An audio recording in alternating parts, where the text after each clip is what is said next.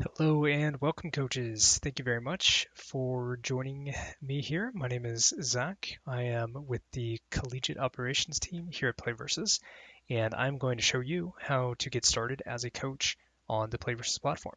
So first thing that you want to do is navigate over to playvs.com and go to our college page. You can also go to playvs.com/college directly, and then you will just want to click the shiny sign up for free button excuse me, or the Get Started button. When you do, you will see this screen, which I've already conveniently filled out on this tab. And then I'm going to click Create Account. And once I do that, probably should have mentioned, please sign up with your .edu email. Obviously, that makes it easier to complete verification. And also, it is required to be verified as a faculty member. So just fill out your information as you go through the survey here. There's a couple questions. Of course, you want to select that you are a faculty. A couple questions that you just want to fill out. So which school you're with, of course.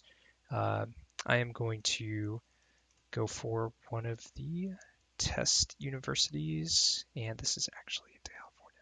I knew that. I got it. This is a test university that I've created. I'm going to put myself in there. And then select the role that is more closely associated with your function at the college or university that you work with. Um, we tried to account for a lot of the roles that there are at schools, but if you're not immediately fitting into something, that's fine. I will just say that I'm an esports coordinator because that is actually partially true. Will you be coaching? You could say yes or no, depending on what it is that you do. I'll just say yes. And what you are going to want to do is verify your employment. So this step is going to branch out depending on whether or not you can actually verify your work employment. I'm going to put some dummy information here. And I will say this is my work address. And then what we will do is process the verification of your account. I'm going to do some movie magic on the back end to skip this step because I'm going to verify myself for this test. But we will process you through our verification steps, and we may ask that you submit additional verifying information. But once you are verified, you will see the next step. So this is where the Scooby-Doo like things happen. All right, never mind. I'll be back in a second. Okay, and we are back to the fade in thing. You know what I'm talking about.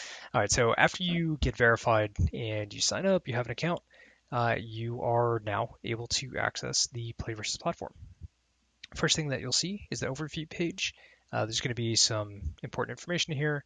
Learning Center, like how you can get started, rule books, schedules, that kind of information. You can click on any one of these links and it'll take you to our full repository of info.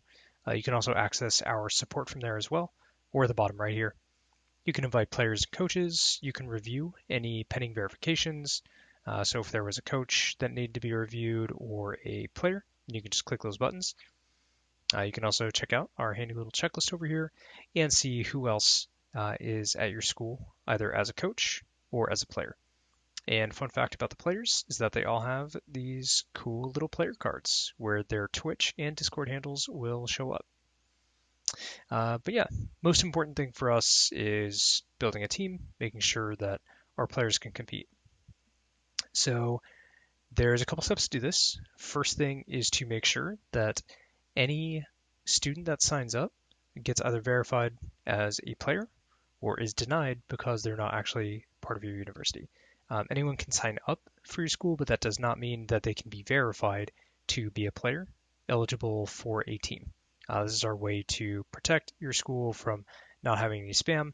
We also want to make sure that only verified students can actually compete. So if you wanted to verify that student, you could.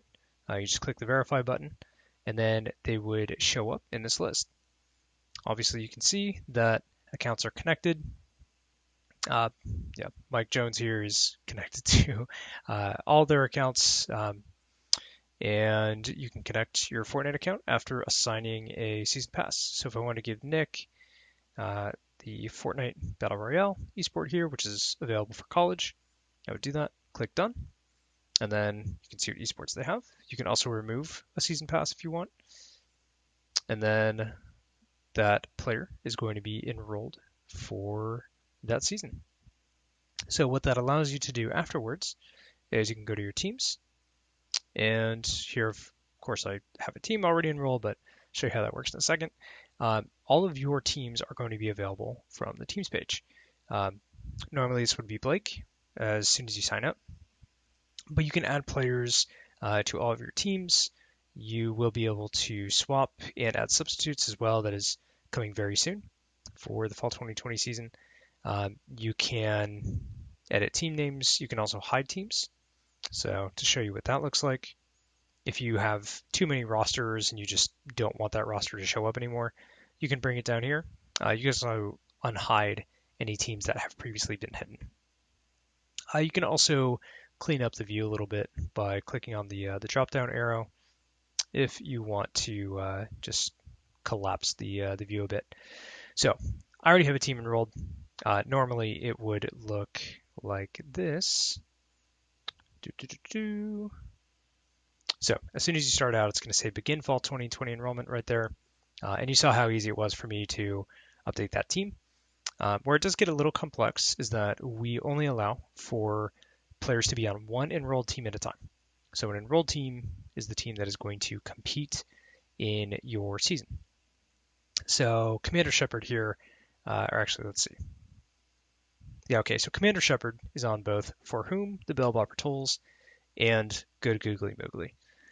Commander Shepard can be on both of those teams because neither of them are enrolled just yet. But if we were to enroll Good Googly Moogly, that's going to take For Whom the Bell Bopper Tolls off the table. And same with some of these other teams because those players are shared. So we would only be able to enroll one of those players or one of those teams at a time. And now Milano's Cookies, you see that it's not grayed out because the 3 players here are not shared on that For Whom the Bell Bopper Tolls team. So you're not even able to select that team because there's already a player shared, which you will see when you hover over it. So let's say I wanted to enroll these 2 teams, no cost for fall 2020. And that's my fault using a test account. Just ignore that. But yeah, so For Whom the Bell Bopper Tolls works, all set, good to go. And now that team is eligible to compete in the fall 2020 season. And that's really as simple as it is. If you want to remove players, you will need to unenroll them first.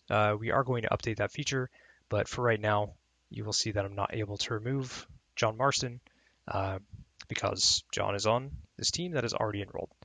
So if I wanted to, I can just go back, update team enrollment by unchecking it, click and continue. It's going to unenroll the team. And now I can click remove player.